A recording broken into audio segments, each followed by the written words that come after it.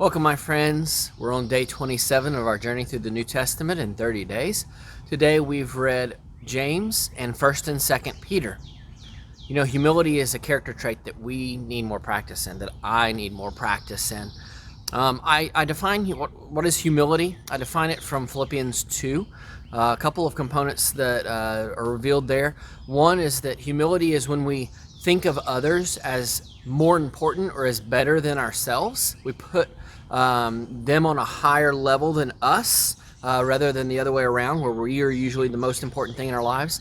And then the other component talked about there is looking out for the interests of others and not even our own interests, not just benefiting ourselves, but looking out for what is good for somebody else.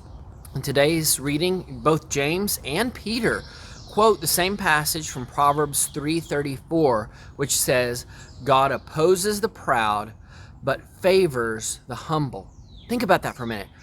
When we are humble, God favors us. That means He blesses us, He shows good toward us, He helps us, He gives us guidance and wisdom.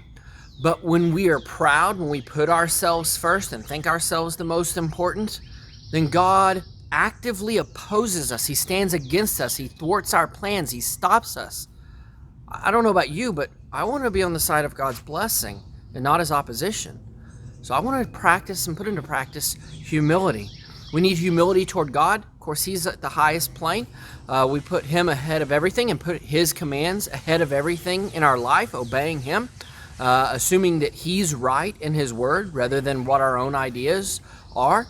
And then we have to put humility into practice toward others, where we put others ahead of ourselves and consider their own interests by serving and listening, caring, giving, and helping them in any way and opportunity that comes to us. This is true for us individually, and this is certainly true for us as a church.